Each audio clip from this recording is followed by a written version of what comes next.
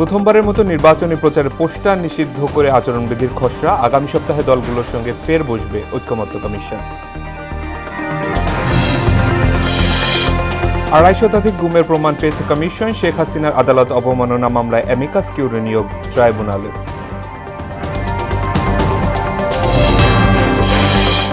গণঅভ্যুত্থান দিবস হিসেবে 5 আগস্টে পালিত হবে সরকারি ছুটি। মাসব্যাপী শোক বিজয়ের বর্ষপূর্তি হিসেবে উদযাপন করবে বিএনপি।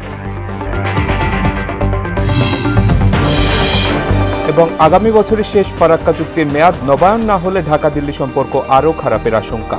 রাজনৈতিক পদক্ষেপ চান পরিবেশ উপদেষ্টা।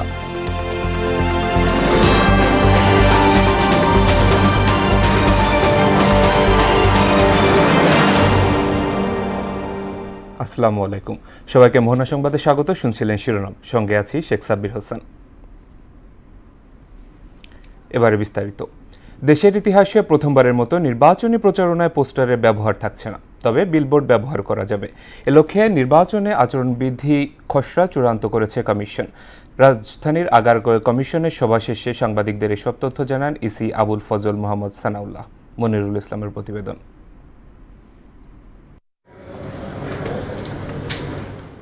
নির্বাচনী আচরণ বিধিমালা এবং সংসদীয় আসনের সীমানা নির্ধারণ সহ বেশ কিছু গুরুত্বপূর্ণ বিষয় নিয়ে আলোচনায় বসে কমিশন। বর্তমান কমিশনের 7ম সভায় বেশ কিছু গুরুত্বপূর্ণ বিষয় নিয়ে নেওয়া হয় চূড়ান্ত সিদ্ধান্ত। আমাদের কমিশনের 7ম সভা অনুষ্ঠিত হলো। বৈঠক শেষে গণমাধ্যমের সঙ্গে কথা বলেন নির্বাচন কমিশনার আবুল ফজল মোহাম্মদ সানাউল্লাহ। জানান, নির্বাচনী আচরণ বিধির খসড়া চূড়ান্ত করা হয়েছে। খসড়া চূড়ান্ত হলো, তবে মনে রাখতে হবে যে আচরণ বিধিমালার অনেকগুলো পরিবর্তন বা সংশোধন এটা আরপিওর উপরে নির্ভরশীল। সুতরাং বর্তমানে যে এটা চূড়ান্ত হলে এটা প্রকাশিত হয়ে যাবে আমাদের ওয়েবসাইটে, উপরে লেখা থাকবে আরপিও সংশোধন সাপেক্ষে। খসড়া বিধি অনুযায়ী প্রচারণায় পোস্টার ব্যবহার নিষিদ্ধ করা হয়েছে। তফসিল ঘোষণার পর প্রার্থীরা কোনো শিক্ষা প্রতিষ্ঠানের গভর্নিং বডির পদে থাকতে পারবেন না। দল ও প্রার্থীকে দিতে হবে হলফনামা। আইন লঙ্ঘনে থাকছে 1.5 লাখ জরিমানা ও 6 মাসের শাস্তি। প্রচারণার ক্ষেত্রে মেয়াদ বেঁধে দেওয়া হয়েছে 3 সপ্তাহ। আমরা পোস্টার ব্যবহার বাদ দেওয়ার ব্যাপারে সম্মত হয়েছি। অতীতে আচরণ বিধি মানতেন না প্রার্থীরা, সেই বিষয়টি মাথায় রেখেই ঐক্যমত্য প্রস্তাবনার প্রেক্ষিতে সুযোগ রয়েছে বিলবোর্ড ব্যবহারের। প্রচারণায় পরিবেশ বান্ধব উপকরণের ব্যবহার বাড়ানো সহ সামাজিক যোগাযোগ মাধ্যম ব্যবহারে করা হয়েছে নীতিমালা। প্রচারণায় পরিবেশ বান্ধব সামগ্রীর ব্যবহারের ব্যাপারে জোর দেওয়া হয়েছে। বিলবোর্ডের ব্যবহার অতীতে ছিল না, এটাকে ইন করা হচ্ছে। শব্দের ব্যবহারে আমরা আগে যেমন শব্দের মাত্রার উপরে কোনো ছিল না, সেটাকে আন্তর্জাতিক যে মান আছে 60 ডেসিবল সেটাকে ইনকর্পোরেট করা হয়েছে। সংসদীয় আসনের সীমানা নির্ধারণে আগামী সপ্তাহে চূড়ান্ত সিদ্ধান্ত হবে বলেও জানায় কমিশন। আমরা আশা করছি আগামী সপ্তাহে শেষ নাগাদ সংসদীয় আসনের এটা সম্পন্ন হবে। মনিরুল ইসলাম, মোহনা সংবাদ, ঢাকা। রাষ্ট্রপতি নির্বাচনের সাবেক পদ্ধতিতে আপত্তি না থাকলেও ইলেকটোরাল কলেজের 500 সদস্যের গোপন ভোট পদ্ধতিতে এগোতে চায় বিএনপি। আর জামায়াতের পছন্দ স্থানীয় সরকারের সব স্তরে নির্বাচিত 70,000 সদস্যের ভোট। বৃহস্পতিবার রাজধানীর ফরেন সার্ভিস একাডেমিতে সংস্কার প্রশ্নে জাতীয় ঐক্যমত্য কমিশনের সঙ্গে বৈঠকে এসব কথা বলেন বিএনপি ও জামায়াত নেতারা। আর কমিশনের সহসভাপতি আলী রিয়াজ বললেন, আগামী সপ্তাহে আবারও আলোচনা শুরু হবে। এমআর আসাদের রিপোর্ট। সম্মানিত নেতৃবৃন্দ, বৃহস্পতিবার বেলা 11টা থেকে শুরু হয় কমিশনের সঙ্গে রাজনৈতিক দলের 4র্থ দিনের বৈঠক।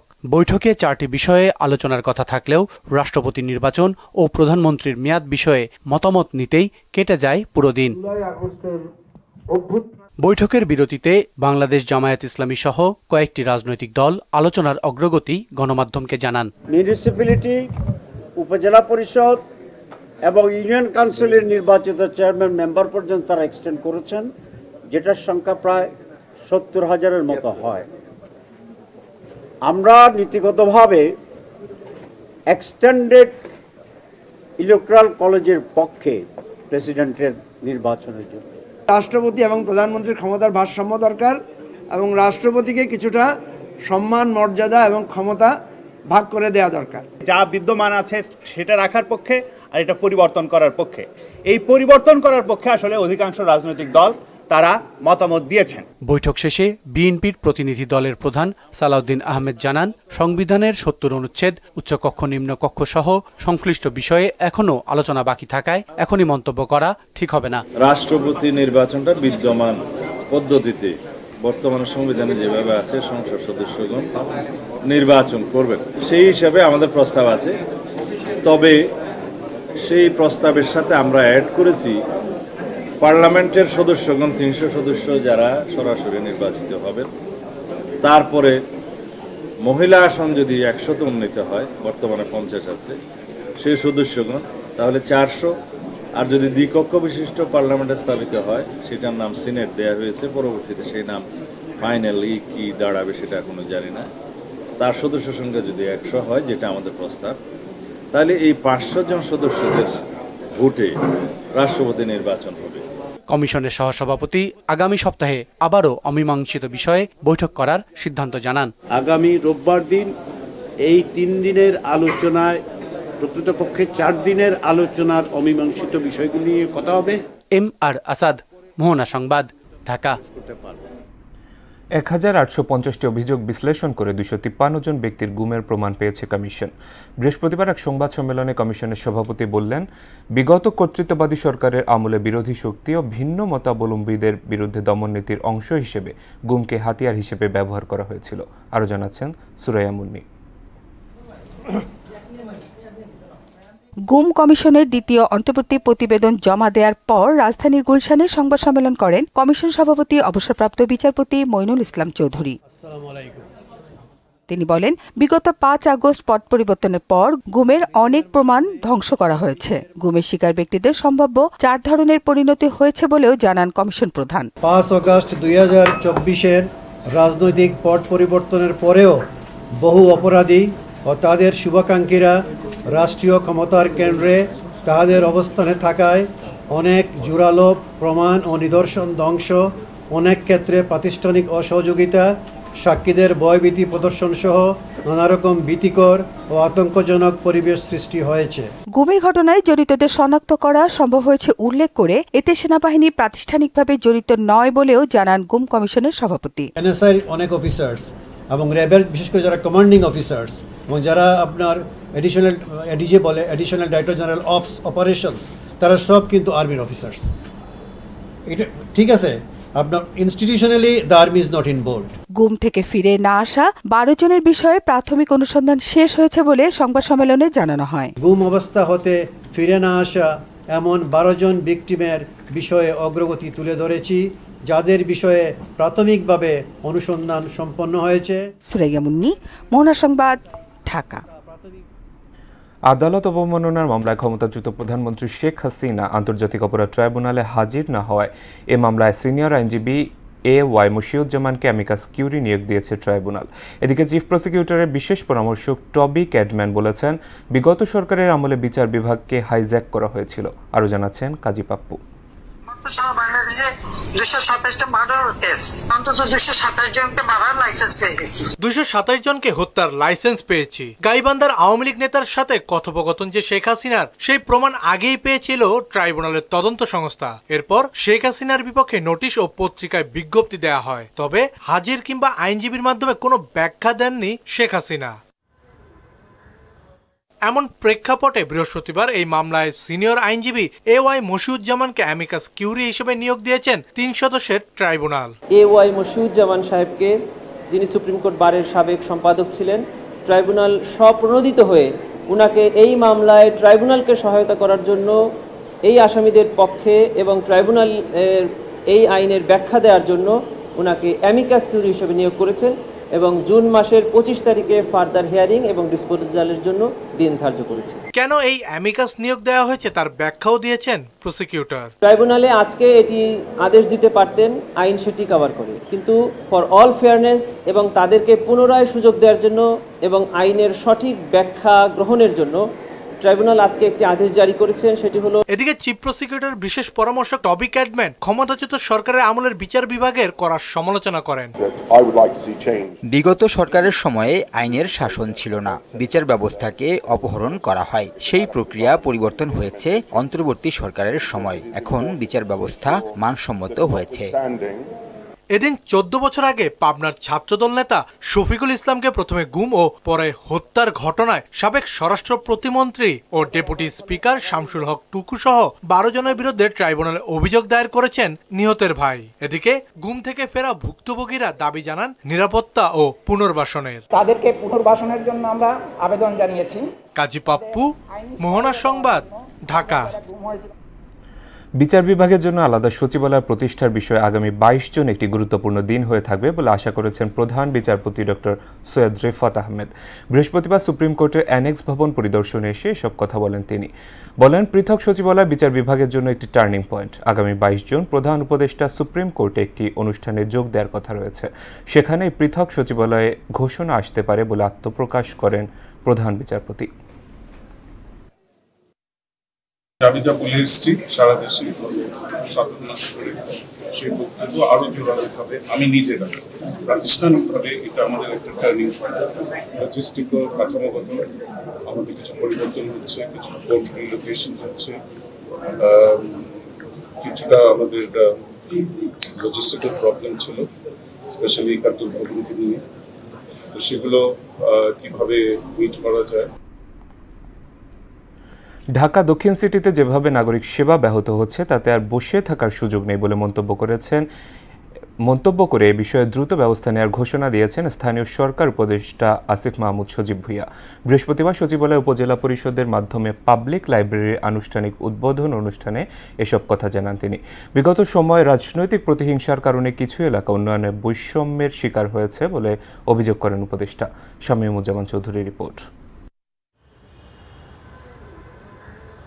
1 মাস ধরে বন্ধ ঢাকা দক্ষিণ সিটি কর্পোরেশনের প্রায় সব ধরনের কার্যক্রম। ইশরাক হোসেনকে মেয়র করার দাবিতে আন্দোলনের কারণে এই অচল অবস্থা তৈরি হয়েছে। প্রধান ফটকে তালা থাকায় কেউ অফিস করতেই পারছেন না।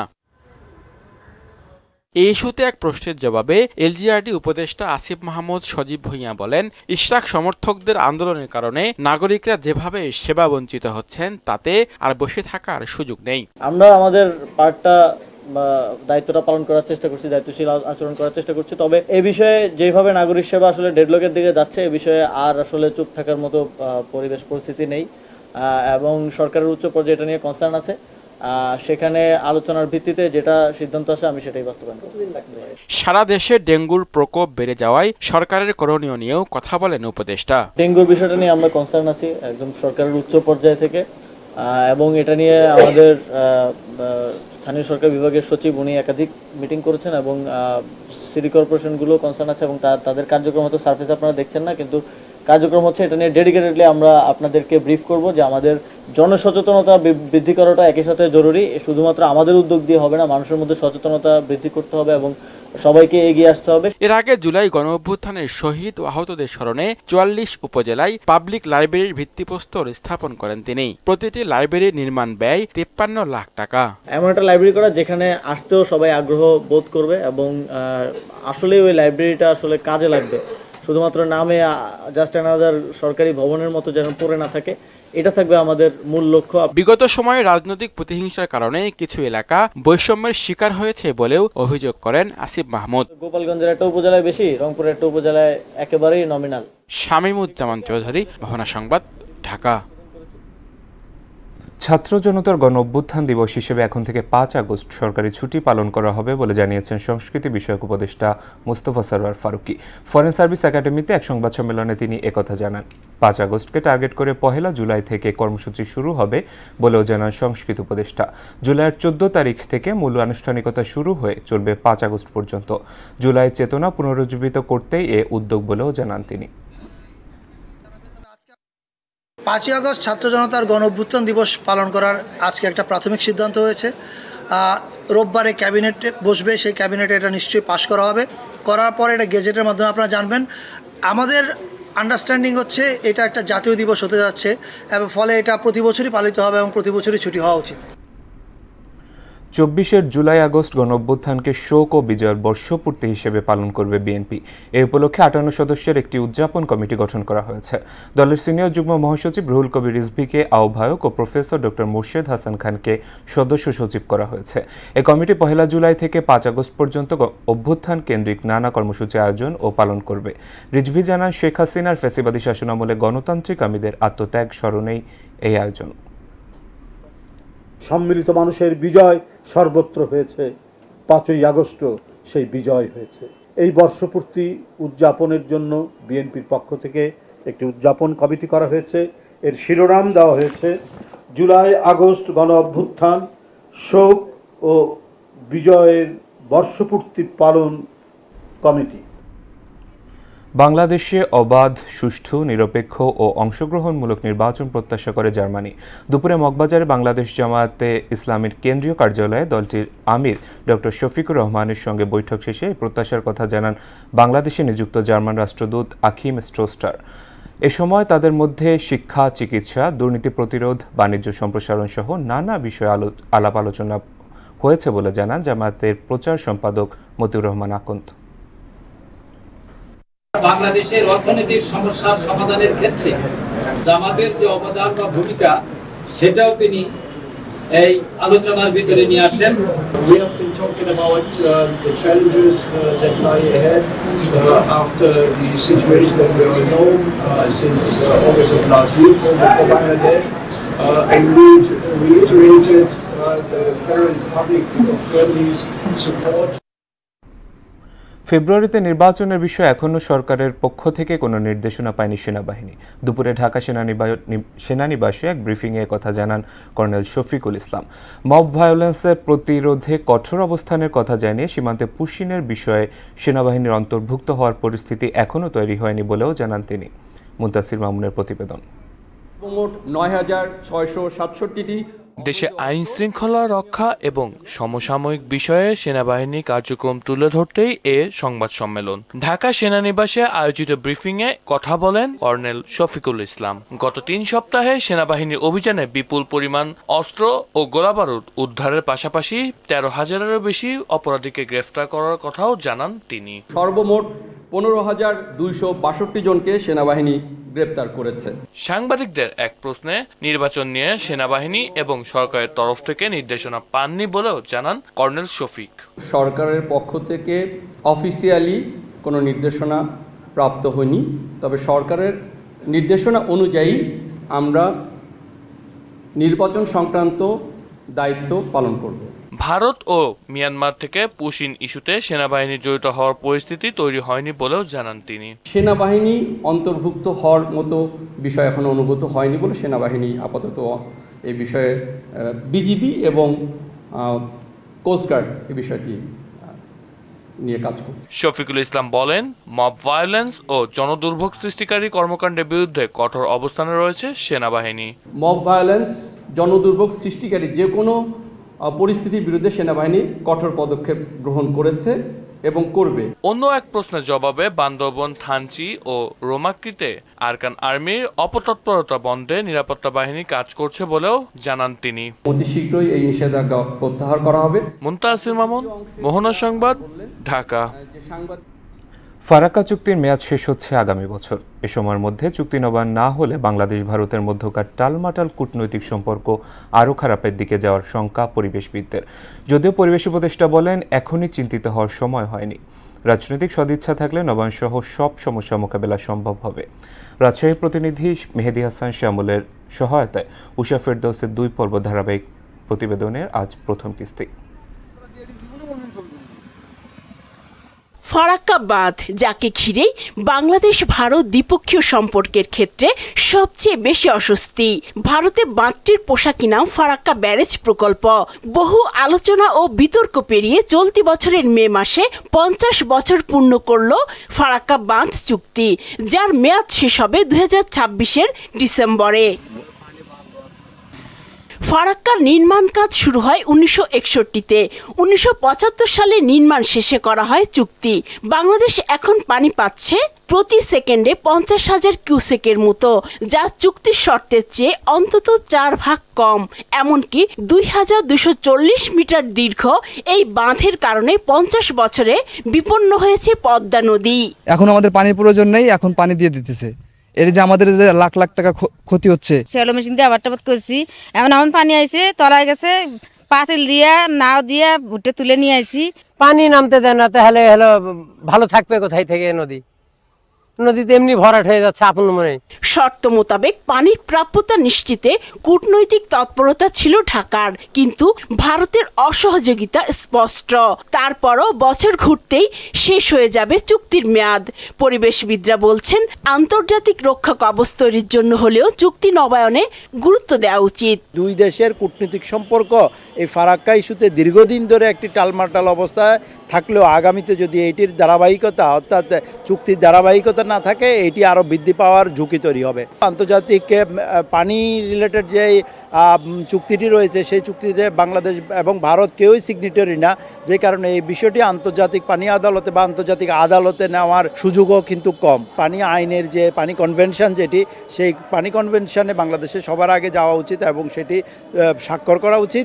রাজনৈতিক সদিচ্ছা থাকলে নবায়ন সহ সব সংকটই মোকাবিলা সম্ভব বলে মনে করেন অন্তর্বর্তী সরকারের পরিবেশ উপদেষ্টা সৈয়দা রিজওয়ানা হাসান। যদি রাজনৈতিক সদিচ্ছা থাকে, একটা বিদ্যমান চুক্তি রিনিউ করা বা একটু সংশোধন করে নতুন করে স্বাক্ষর করা কোনো সমস্যার কথা না। সেটার জন্য 2025-এর জুনে আপনাকে কাজ শুরু করতে হবে না, সেটার জন্য আপনি আরও সময় নিতে পারেন। যেহেতু একটা চুক্তি আছে, ওই চুক্তির অধীনে একটা টেকনিক্যাল কমিটি আছে, উভয় দেশ মিলে তারা কিন্তু প্রতিনিয়ত তথ্য উপাত্তগুলো কালেক্ট করে রাখছে। অভিন্ন 54 নদীর 36টির ওপরই অর্ধশতাধিক বাঁধ তৈরি করে রেখেছে ভারত। উষা ফেরদৌস, মোহনা সংবাদ। গত 24 ঘন্টায় সারা দেশে ডেঙ্গু আক্রান্ত হয়ে আরও 248 জন হাসপাতালে ভর্তি হয়েছে। বিকেলে স্বাস্থ্য অধিদপ্তরের হেলথ ইমার্জেন্সি অপারেশন সেন্টার ও কন্ট্রোল রুম থেকে পাঠানো সংবাদ বিজ্ঞপ্তিতে তথ্য জানানো হয়েছে। এতে বলা হয়, হাসপাতালে নতুন করে ভর্তি হওয়াদের মধ্যে বরিশাল বিভাগে সর্বোচ্চ 104 জন, ঢাকা বিভাগে 18 জন, চট্টগ্রাম বিভাগে 39 জন, ঢাকা উত্তর সিটিতে 20 জন, ঢাকা দক্ষিণ সিটিতে 35 জন, রাজশাহী বিভাগে 18 জন, খুলনা বিভাগে 7 জন, ময়মনসিংহ বিভাগে 4 জন ও রংপুর বিভাগে 3 জন রয়েছে। ডেঙ্গুতে আক্রান্ত হয়ে চলতি বছরের জানুয়ারি থেকে এখন পর্যন্ত 30 জনের মৃত্যু হয়েছে। উত্তরায় র্যাব পরিচয়ে কোটি টাকা ছিনতাইয়ের ঘটনায় চাকরিচ্যুত পুলিশ ও সেনাবাহিনী সদস্য সহ 5 জনকে গ্রেফতার করেছে পুলিশ। ছিনতাইয়ে ব্যবহৃত গাড়ি ও নগদ অর্থ উদ্ধার করা হয়েছে। দুপুরে ডিএমপি মিডিয়া সেন্টারে এক ব্রিফিংয়ে উত্তরার বিভাগের ডিসি মহিদুল ইসলাম বলেন, আটককৃতরা দীর্ঘদিন ধরে ছিনতাই সহ নানা অপরাধ করে আসছে। আরও জানাচ্ছেন হুমায়ুন কবির। গেল 14 জুন উত্তরা পশ্চিম থানা এলাকার 13 নম্বর সেক্টর থেকে মোবাইল আর্থিক সেবাদাতা প্রতিষ্ঠান নগদের প্রতিনিধি আব্দুর রহমানের কাছ থেকে 1,18,71,000 টাকা ছিনিয়ে নেয় র্যাবের পোশাক পরিহিত কয়েকজন ব্যক্তি। বিষয়টি নিয়ে কাজ শুরু করে ডিএমপি উত্তরা বিভাগ। সিসি ক্যামেরার ফুটেজ বিশ্লেষণ করে তথ্য প্রযুক্তি সহায়তা জড়িত 5 জনকে বিভিন্ন জায়গা থেকে গ্রেপ্তার করে তারা। এ নিয়ে ব্রিফ করেন ডিএমপির উত্তরা জোনের ডিসি মহিদুল ইসলাম। আমরা দিন রাত নিরলস পরিশ্রম করে স্বল্পতম সময়ের মধ্যেই আমরা গাড়ির নাম্বারটি ডিটেক্ট করতে পারি। এক্ষেত্রে আমরা সিসিটিভি সহায়তা নিয়েছি, আমরা তথ্য প্রযুক্তির সহযোগিতা, আমরা এবং আরও অল্টারনেটিভ এই সমস্ত ডাকাতি কারা করে, কাদের পিসিপিআর কি, এদেরকে যাচাই বাছাই করে আমরা খুব স্বল্প সময়ে আমরা গাড়ি উদ্ধার করতে পেরে গাড়িটি জব্দ করেছি। উত্তরায় ছিনতাই ঘটনা মূল পরিকল্পনাকারী গোলাম মুস্তফা ওরফে শাহিন, তিনি পুলিশ বাহিনী থেকে চাকরিচ্যুত হয়েছেন। আটককৃত 5 জনের মধ্যে 2 জন পুলিশ ও সেনাবাহিনী থেকে চাকরিচ্যুত। ডিসি মহিদুল ইসলাম জানান, চক্রটি আগে থেকে বিভিন্ন অপরাধে জড়িত। এই ঘটনার যে মূল পরিকল্পনাকারী তার নাম হচ্ছে গোলাম মুস্তফা ওরফে শাহিন। সে বাংলাদেশ পুলিশের মানে চাকরিচ্যুত সদস্য। তো সে আগেও এই ধরনের ঘটনা ঘটেছে, তার বিরুদ্ধে অনেকগুলো মামলা রয়েছে। আর সেনাবাহিনীর অবসরপ্রাপ্ত একজন সার্জেন্ট রয়েছে, নাম হচ্ছে শেখ মোহাম্মদ জালাল উদ্দিন ওরফে রবিউল, বয়স হবে 43-44 মতো। তো সে ক্যাপ্টেন পরিচয় দিয়ে সব জায়গায় চলতো আর কি এই কাজ। আরো তথ্যের জন্য আটককৃতদের রিমান্ডে নিয়ে জিজ্ঞাসাবাদের কথা জানান পুলিশের এই কর্মকর্তা। রিমান্ডে নিয়ে এসে তাদেরকে জিজ্ঞাসাবাদ করলে আমরা মনে করি যে বের হয়ে যাবে যে কারা কারা এটার সাথে আরো কারা কারা জড়িত আছে। হুমায়ুন কবির, মোহনা সংবাদ, ঢাকা। রাজধানী খামারবাড়ি কৃষিবিদ ইনস্টিটিউশন চত্বরে জাতীয় ফল মেলার উদ্বোধন করেছেন স্বরাষ্ট্র কৃষি উপদেষ্টা জাহাঙ্গীর আলম চৌধুরী। দেশি ফল বেশি খাই, আসুন ফলের গাছ লাগাই স্লোগানে আয়োজিত মেলা শেষ হবে আগামী শনিবার। কৃষি মন্ত্রণালয় জানিয়েছে এবারের মেলায় 26টি সরকারি ও 49টি বেসরকারি প্রতিষ্ঠান অংশ নিয়েছে। মোট 75টি স্টলে বিভিন্ন ধরনের ফল ও ফল চাষের প্রযুক্তি প্রদর্শন করা হচ্ছে। মেলা প্রতিদিন সকাল 10টা থেকে রাত 8টা পর্যন্ত চলবে। দর্শনার্থীরা ফল চাষের বিভিন্ন প্রযুক্তি সম্পর্কে জানতে ও রাসায়নিক মুক্ত বিভিন্ন জাতের ফল কিনতে পারবেন। এবার ইরান ইসরায়েল যুদ্ধের খবর। টানা 7ম দিনের মতো অব্যাহত রয়েছে ইরান ইসরায়েল পাল্টাপাল্টি হামলা। তেহরানের অভ্যন্তরীণ নিরাপত্তা সদর দপ্তরে হামলার জবাবে ইসরায়েলের প্রতিরক্ষা বাহিনীর কমান্ড ও গোয়েন্দা সদর দপ্তরে পাল্টা আঘাত এনেছে ইরান। এতে ক্ষুব্ধ হয়ে প্রধানমন্ত্রী বেনিয়ামিন নেতানিয়াহু ইরানকে চড়া মূল্য দিতে হবে বলে হুঙ্কার দিয়েছেন। ইশতিয়াক হোসেনের ডেস্ক রিপোর্ট। ডোনাল্ড ট্রাম্পের হুমকি ধামকি উপেক্ষা করে ইসরায়েলে ক্ষেপণাস্ত্র ও ড্রোন হামলা অব্যাহত রেখেছে ইরান। বৃহস্পতিবার ভোর থেকে ইসরায়েলের দক্ষিণাঞ্চলীয় শহর বিয়ের সেবায় কয়েকটি সামরিক স্থাপনায় উপর্যুপরি ক্ষেপণাস্ত্র ছুড়েছে ইরান। এতে সামরিক বাহিনীর কমান্ড সেন্টার, গোয়েন্দা বিভাগের সদর দপ্তর এবং সামরিক গোয়েন্দা শাখার সদর দপ্তর ধ্বংস হয়েছে, যেটির প্রভাবে ক্ষতিগ্রস্ত হয়েছে বীর সেবার সোরকো হাসপাতাল। হাসপাতালে হামলার জেরে ইরানের উপর ক্ষেপেছেন ইসরায়েলি প্রধানমন্ত্রী বেঞ্জামিন নেতানিয়াহু। এর জন্য ইরানকে চড়া মূল্য দিতে হবে বলে সামাজিক যোগাযোগ মাধ্যম এক্সে হুঁশিয়ারি দিয়েছেন তিনি। সাধারণ মানুষের উপর ক্ষেপণাস্ত্র নিক্ষেপ করায় ইরানকে অত্যাচারী শাসক আখ্যা দেন তিনি। হিউম্যান রাইটস অ্যাক্টিভিস্টের তথ্য অনুযায়ী 7 দিনের হামলায় ইরানে 639 জন নিহত এবং 13 শতাধিক মানুষ আহত হয়েছে। তবে তেহরানের তথ্য মতে এই সংখ্যা 224।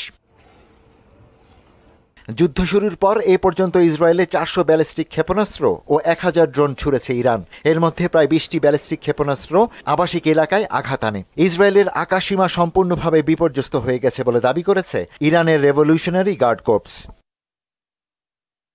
ইরানের সম্ভাব্য হামলার শঙ্কায় মধ্যপ্রাচ্যের কয়েকটি ঘাঁটি থেকে কিছু বিমান ও যুদ্ধজাহাজ সরিয়ে নিয়েছে যুক্তরাষ্ট্র।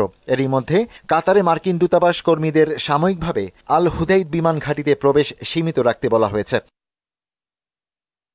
এর আগে ইরানে সামরিক হামলার পরিকল্পনায় অনুমোদন দেন মার্কিন প্রেসিডেন্ট ডোনাল্ড ট্রাম্প। তবে চূড়ান্ত হামলার আগে অন্তত 1 সপ্তাহ অপেক্ষা করার কথা জানান তিনি।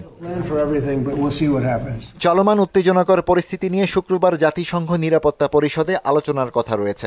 ইরান, রাশিয়া, চীন, পাকিস্তান ও আলজেরিয়ার অনুরোধে এ বৈঠক ডাকা হয়েছে। ইশতিয়াক হোসেন, মোহনা সংবাদ। ক্রীড়াঙ্গনে বিভিন্ন সংস্থা ও অ্যাসোসিয়েশনের অ্যাডহক কমিটি গঠিত হলেও সংস্কার প্রতিবেদন এখন পর্যন্ত না পাওয়া গেলেও আগামী 1 মাসের মধ্যেই তা পাওয়ার আশাবাদ ব্যক্ত করেন যুব ও ক্রীড়া মন্ত্রণালয় উপদেষ্টা আসিফ মাহমুদ সজীব ভুঁইয়া। বৃহস্পতিবার অনূর্ধ্ব 17 জাতীয় গোল্ড কাপ ফুটবল টুর্নামেন্ট সমাপনী অনুষ্ঠানে পুরস্কার বিতরণ নিতে এসে সাংবাদিকদের এক প্রশ্নের জবাবে এসব কথা জানান তিনি। এ সময় টুর্নামেন্টটির বালিকা বিভাগে চ্যাম্পিয়ন ও রানার আপ দলকে পুরস্কার তুলে দেন উপদেষ্টা। জাতীয় গোল্ড কাপে বালিকা বিভাগে ময়মনসিংহকে 3-0 গোলে হারিয়ে চ্যাম্পিয়ন হয় রাজশাহী এবং বালক বিভাগে টাই ব্রেকারে ময়মনসিংহকে 4-3 গোলে হারিয়ে শিরোপা জিতে নেয় রংপুর। কমিটিটা মূলত ফেডারেশনগুলো পুনর্গঠনের কাজ সম্পন্ন করেছে। আপনারা জানেন প্রায় সবগুলো ফেডারেশনের কমিটি অ্যাডহক কমিটি হয়ে গিয়েছে এবং এখন আমরা যেই কনস্টিটিউশনাল রিফর্ম কাঠামোগত সংস্কারের যে কথাটা বলছিলাম সেটার জন্য একটু ভিন্ন ফরম্যাটে সংস্কারের জন্য একটা কমিটি করে দিচ্ছি। এই সপ্তাহের মধ্যেই কমিটিটা চলে আসবে, আপনারা দেখতে পাবেন। আমরা আশা করছি 1 মাসের মধ্যেই এই কমিটি রিপোর্ট দেবে এবং সেই অনুযায়ী আমরা সংস্কার কাজগুলো শেষ করব। মোহনা সংবাদ যাবার আগে শিরোনামগুলো আরো একবার।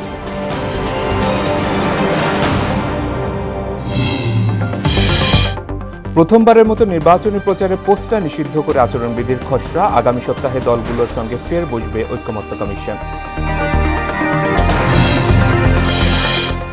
2.5 শতাধিক গুমের প্রমাণ পেয়েছে কমিশন। শেখ হাসিনার আদালত অবমাননা মামলায় অ্যামিকাস কিউরি নিয়োগ ট্রাইব্যুনালে।